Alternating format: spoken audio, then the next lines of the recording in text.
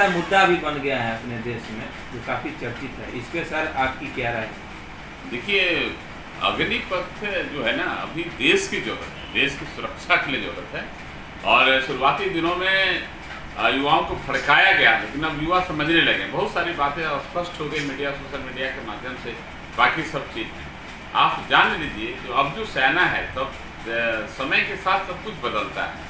अब सेना को टेक्नोलॉजी से लैस करना है। अब लड़ाई जो सैनिक सामने मैंने नेक टू नेक फाइट होने वाली नहीं है, मैंने सैनिक सामने से लड़ेगा। अब जो टेक्नोलॉजी लड़ेगी, मशीन लड़ेगा, कंप्यूटर, लेकिन उसको मशीन को, कंप्यूटर को चलाने के लिए हमको सैनिक की जरूरत है।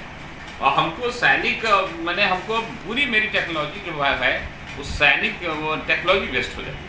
और ये सबसे बड़ी बात है कि जानने की युवाओं में इतनी अपॉर्चुनिटी है कि अग्निपथ के माध्यम से अग्निवीर बनेंगे। एक्चुअली वो प्रशिक्षण लेने जा रहे हैं, और आप समझ, इतनी अपॉर्चुनिटी है कि 22 साल की उम्र में प्रशिक्षण लेकर वहाँ से निकलेंगे। और उनको एक मैंने प्रशिक्षण लेकर ऐसे नहीं छोड़ा जा सकता उनको। फिर उसी में से जो रेगुलर बहाली होती है, वही हमारे जो अग्निवीर हैं जो रेगुलर बहाली में उसमें से जाएंगे, जो जैसे बिना ट्रेनिंग का जाते हैं तो उसमें से जाएंगे। और जो लोग नहीं जाना चाहते हैं कोई बिजनेस व्यापार के, उसके लिए उनको एक अच्छा खासा अमाउंट मिलता है। दूसरी चीज़, बाकी सेवाओं में जाना चाह रहे हैं, बाकी सेवाओं में जाए वो जाएंगे यहाँ से, उनको एक सर्टिफिकेट भी मिलेगा, डिग्री भी मिलेगी, उनको ग्रेजुएशन की डिग्री मिल रही है, डिप्लोमा की डिग्री मिल रही है। तो ये समझिए कि एक अपॉर्चुनिटी है। नरेंद्र मोदी जी ने भारत के युवाओं को, उन्होंने कहा था भारत युवाओं का देश, युवाओं के लिए बड़ी अपॉर्चुनिटी लेकर के आया है। अब ये जो रिटायरमेंट की बात कर, रिटायरमेंट का जो है ये प्रशिक्षण है, ये 4 साल की 6 महीने की ट्रेनिंग है और 3.5 साल उनको काम करना है।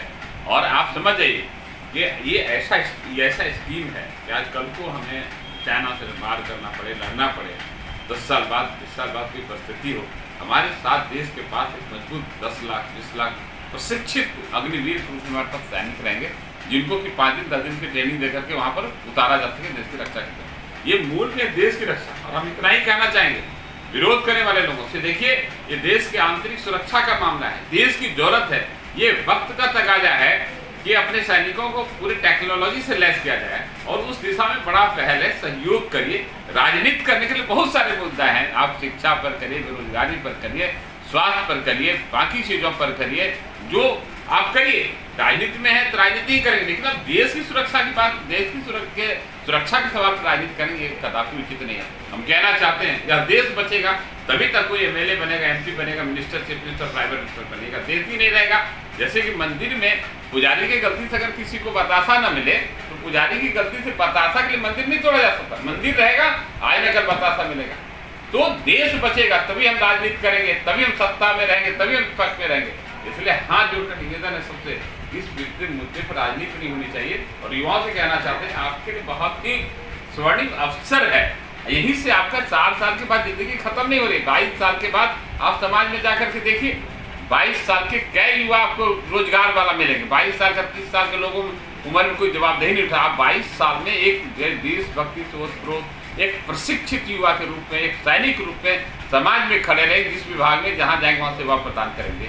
एक बड़ी अपॉर्चुनिटी है, इसलिए इसका समर्थन होना चाहिए। और हम समझ रहे हैं सब समर्थन में है, सारा विरोध करीब खत्म हो गया है।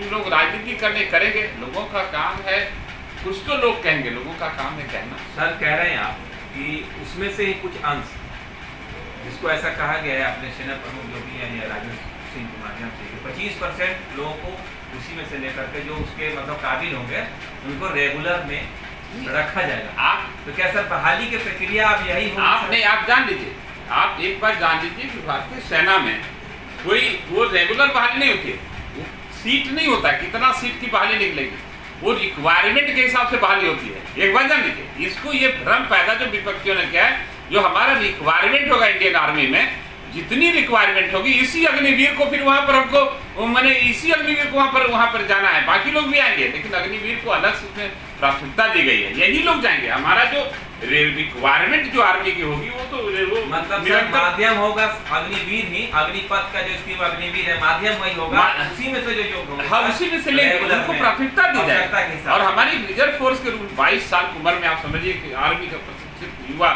समाज में रहेगा। आप देखिए आर्मी के लोग, आप जनरल सिविलियन समाज में जाते हैं, आर्मी के लोग रिटायर करके जाते हैं, उसके रहन सहन में अंतर हो जाता है, उसकी सूझ में अंतर हो जाता है, उसके देश के प्रति, समाज के प्रति डेडिकेशन में अंतर हो जाता है। हमारे देश में लाखों अग्निवीर होंगे जो समाज और देश के प्रति रेस्पॉन्सिबल होंगे। ये अपॉर्चुनिटी होगा, भारत को परम वैभव पर ले जाना है, विश्व गुरु बनाना है, विश्व का नेतृत्व करना है। नरेंद्र मोदी जैसे प्रधानमंत्री सौभाग्य से होते हैं, और आज जो ये ले आए हैं कि बड़ी आप ये है, आप जान लीजिए किसी चीज़ का ये राजनीति का प्रक्रिया है, ये विरोध का, लेकिन नहीं, अब मामला जब देश का हो, मामला जब देश हित का हो, मामला जब देश सुरक्षा के हो, तो सब दल को एक सुर में आवाज उठानी चाहिए, बात करनी चाहिए। Thank you.